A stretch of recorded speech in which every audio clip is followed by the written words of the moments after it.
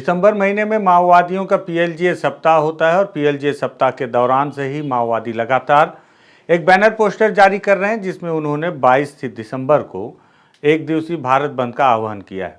और इस भारत बंद के आह्वान के दौरान माओवादी लगातार अपनी उपस्थिति दर्ज करा रहे हैं और इसको लेकर पुलिस भी अपने बयान जारी कर रही है। क्या है बयानबाजी, क्या ऑपरेशन चल रहा है और साथ ही साथ क्यों बंद का आह्वान किया जा रहा है, इस दौरान माओवादी किस तरह से घटनाओं को अंजाम दे रहे हैं, उस पर बातचीत करते हैं। नमस्कार, मैं विकास तिवारी हूं और आप बस्तर टॉकीज देख रहे हैं। दरअसल पीएलजीए सप्ताह के दौरान से ही लगातार माओवादियों के अलग अलग बैनर पोस्टर लगे थे।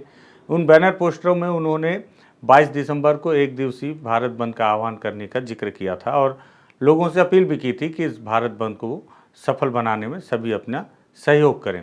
और इसके पीछे उन्होंने झारखंड में जिस तरह से माओवादियों के खिलाफ जो ऑपरेशन चलाए जा रहे हैं, इसको लेकर सूरजकुंड कांड का जिक्र करते हुए उन्होंने इसके विरोध में इस भारत बंद का आह्वान करने का जिक्र किया है और यही बात उन्होंने अपने पर्चे में भी बताई है और कहा है कि वहाँ पर जो आदिवासी हैं, जो जंगलों में रहने वाली जनता है, उस पर सरकार सूरजकुंड कांड के तहत उन पर उत्पीड़न कर रही है या उन पर दबाव बना रही है और अत्याचार कर रही है, जिसके विरोध में जो माओवादी संगठन है वो लगातार लड़ रहा है और पूरे देश की जनता को भी इसका विरोध करना चाहिए। ये उनकी बातचीत है और उनकी मंशा है, उनके विचार हैं उनके पर्चा के तहत में।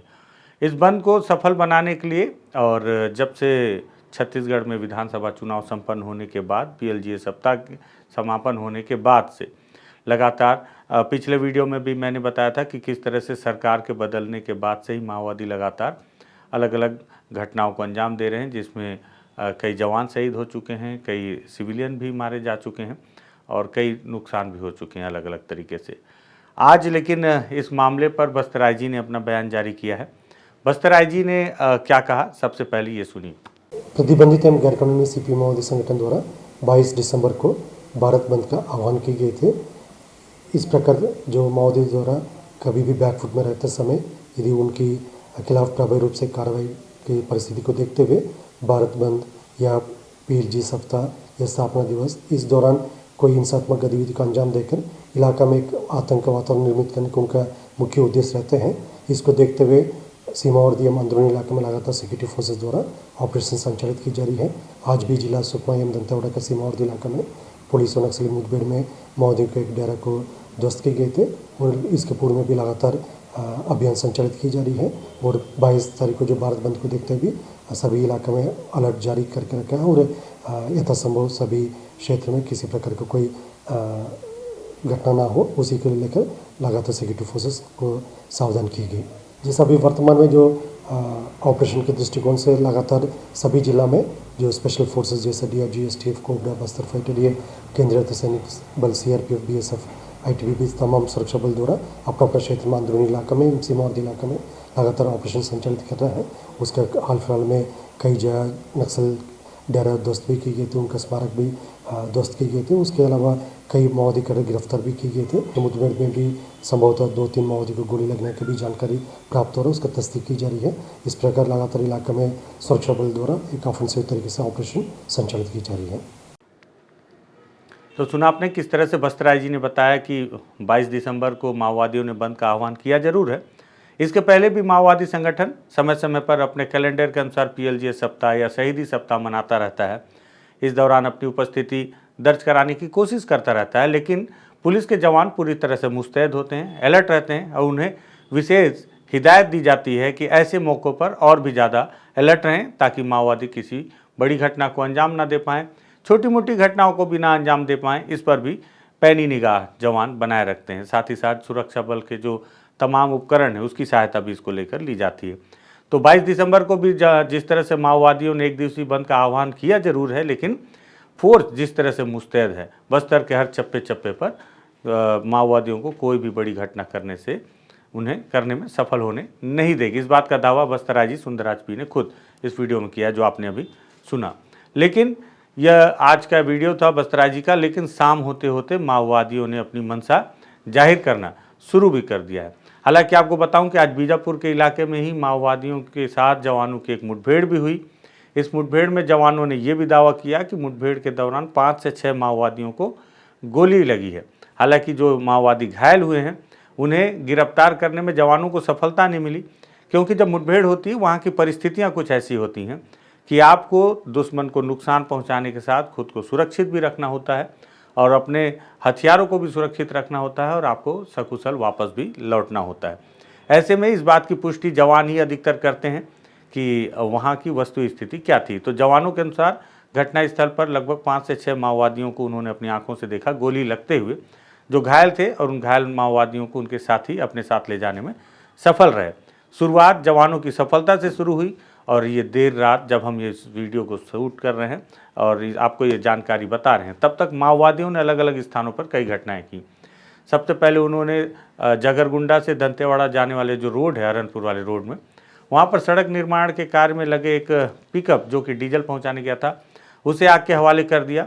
यह घटना की जानकारी मिली और इसके मिलने के कुछ ही देर के बाद एक जानकारी ये मिली कि जगदलपुर से बीजापुर के रास्ते पर भैरमगढ़ के पास माओवादियों ने सड़क पर ही पेड़ काट कर गिरा दिया, मार्ग को पूरी तरह से अवरुद्ध कर दिया। मुख्य मार्ग है ये और भैरमगढ़ मुख्यालय से लगभग 4-5-6 किलोमीटर की दूरी पर है, जिसके आसपास में कैंप और पुलिस थाना भी मौजूद है। लेकिन माओवादियों ने यहाँ पर पेड़ को गिराकर मार्ग अवरुद्ध किया। रास्ते पर उन्होंने बैनर पोस्टर भी लगाए हैं और स्थिति ये थी कि सड़क पर पेड़ गिरा होने की वजह से जब दोनों तरफ से गाड़ियाँ आई तो लगभग 1.5 से 2 घंटे तक ये गाड़ियाँ वहाँ खड़ी रहीं। फोर्स पहुँची, फोर्स ने वहाँ पर मौके की तलाशी ली, पेड़ों को किनारे किया और उसके बाद वो लोग गाड़ियों को आगे जाने के लिए फोर्स ने हिदायत दी कि अपना ध्यान रखते हुए और सुरक्षित धीरे धीरे अपने गंतव्य की ओर आगे बढ़ें। इस दौरान एक यात्री ने हमें कुछ वीडियो भी वहाँ के उपलब्ध कराए। उसने ये भी बताया कि जो पहली ट्रक थी, जब वो उसे जानकारी नहीं थी कि आगे माओवादियों ने पेड़ गिराकर मार्ग अवरुद्ध किया है, तो वो पेड़ के ऊपर उनका ट्रक चढ़ गया और आगे जैसे उसने देखा कि बैनर पोस्टर लगे हैं तो ड्राइवर डर गया और अपनी गाड़ी को चालू हालत में छोड़कर ही मौके से फरार हो गया। हालांकि आवागमन को जब सुचारू कर दिया गया तब भी वो गाड़ी वहीं चालू हालत में खड़ी थी, जिसका वीडियो एक यात्री ने हमें भेजा भी है।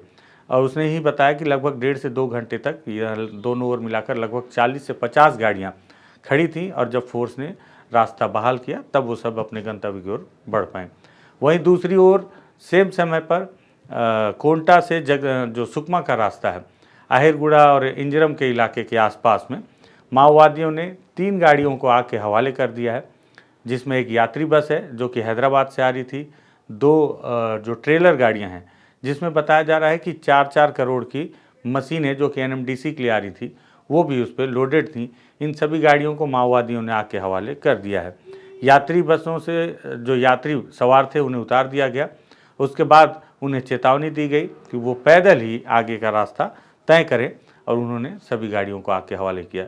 हालांकि जब तक वहाँ मौके पर फोर्स पहुँच पाती, माओवादी बहुत आराम से सभी गाड़ियों को आग के हवाले करके मौके से नदारद हो गए, चले गए सुरक्षित अपने स्थानों पे। और जब फोर्स पहुंची तब फिर वो सभी जो यात्री थे और जो ट्रक ड्राइवर थे उन्हें लेकर वापस कैंप तक पहुंची है। आगे की कार्रवाई की जा रही है। अब मौके पर जवान भी सर्चिंग पर हैं, आसपास के इलाकों पे भी सर्चिंग की जा रही है। लेकिन माओवादियों ने बस्तराजी के बयान के बाद अपनी उपस्थिति इस तरह से दर्ज की है। आज का पूरा दिन इस तरह से बीता है बस्तर में। 22 तारीख, अभी 2 दिन बचा हुआ है। माओवादी जिस तरह से बैनर पोस्टर जारी कर रहे हैं, जिस तरह से लगातार अपनी उपस्थिति दर्ज कर रहे हैं, बीते कई समय से पीएलजीए सप्ताह से, मैंने कल भी इस पर आप लोगों को जानकारी दी थी कि किस तरह से लगातार कहीं जवानों पर अटैक, बड़ी संख्या में आईडी बम प्लांट कर रहे हैं।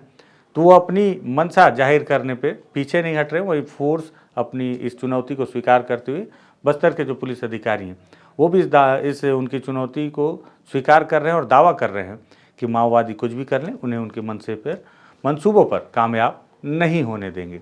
माओवादियों से जुड़ी, उनके भारत बंद से जुड़ी ये जानकारी थी, महत्वपूर्ण जानकारी थी, मुझे लगा आप लोगों को देनी चाहिए। अगर आप लोगों को लगे कि मुद्दा काफ़ी महत्वपूर्ण है, इस पर बातचीत होनी चाहिए कि बस्तर में क्या हो रहा है, सरकार बदलने के बाद क्या होगा, ये माओवादियों और सरकार के बीच की लड़ाई में कौन निशाना बनेगा, किसका फ़ायदा होगा, किसका नुकसान होगा, इसकी दूरदृष्टि क्या है, दूरगामी परिणाम क्या है, इस पर बातचीत जरूर होनी चाहिए। तो इस वीडियो को शेयर कीजिएगा, बस्तर टॉकीज़ को सब्सक्राइब कीजिएगा। धन्यवाद।